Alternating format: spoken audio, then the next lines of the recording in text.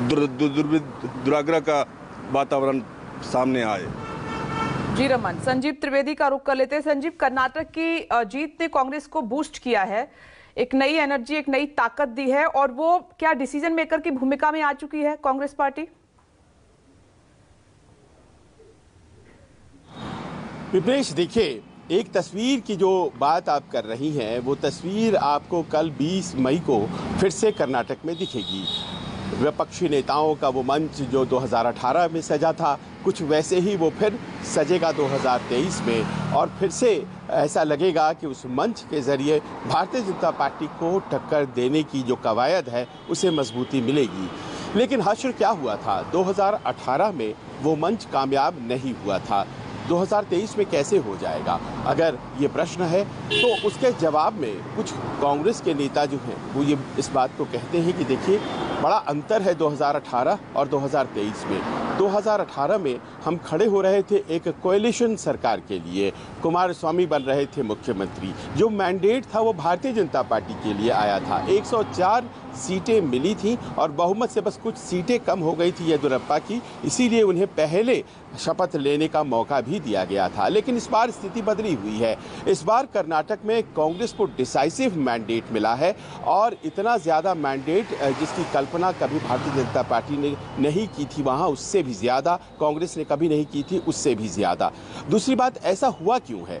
ऐसा इसीलिए हुआ है क्योंकि वहाँ कर्नाटक में कुछ इस तरह का एक सोशल कोएलिशन बनाया गया, और जब मैं वहाँ था तो इस बात को मैंने शिद्दत से महसूस किया कि अहिंदा, लिंगायत और वोकालिगा, ये जो तीन बड़े गुट हैं, अहिंदा मतलब SC ST OBC और दलित, SC ST OBC और मुस्लिम्स, यानी कि SC ST OBC मुस्लिम, लिंगायत और वोकालिगा एक साथ एक ही दल में वोट करें, कांग्रेस को जिताएं, ये अपने आप में बहुत अजीब और यूँ कह सकते हैं कि ऐतिहासिक तरह का कॉम्बिनेशन तैयार किया कांग्रेस ने, और वो सफल रही है।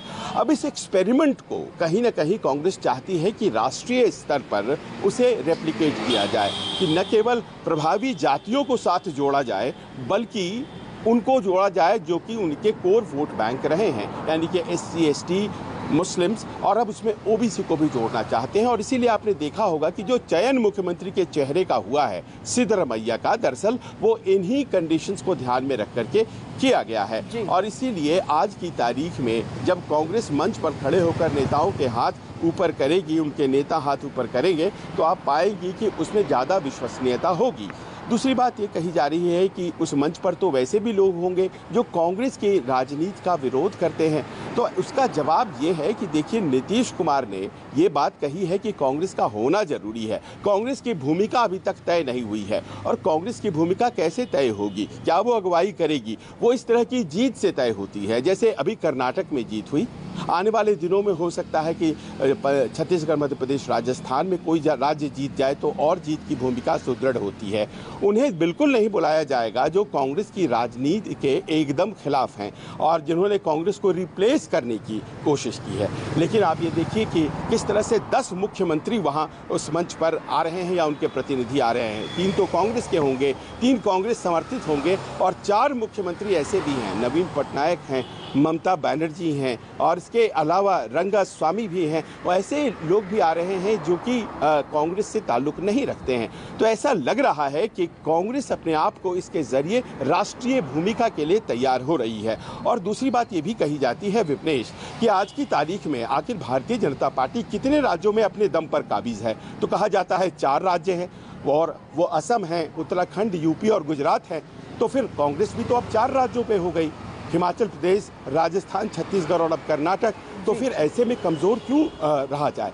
लेकिन सबसे बड़ी बात जो आखिर में कही जा सकती है वो ये है कि क्या कांग्रेस की जो राजनीति है उसके अगुवा बनने की जो सोच है उसे सभी लोग स्वीकार करेंगे। ममता बनर्जी ने कह दिया है वो आ नहीं सकती हैं, उनके प्रतिनिधि आएंगे। अखिलेश यादव कह चुके हैं कि दरअसल हम कांग्रेस के साथ गठबंधन करना नहीं चाहते हैं, मायावती जी को बुलाया नहीं जा रहा है, अरविंद केजरीवाल की तेजी से उभरती पार्टी के साथ साठगांठ नहीं रखना है। तो ऐसे में क्या वो विपक्षी एका बन पाएगा जिसकी कल्पना को 2018 में भी देखा गया था। 2023 में भी देखा जा रहा है। और क्या भारतीय जनता पार्टी को इस तरह से टक्कर दी जा सकेगी, ये बड़ा प्रश्न कल भी सामने रहेगा, उसी तरह से जिस तरह से साल 2018 में रहा था। विप्लेश।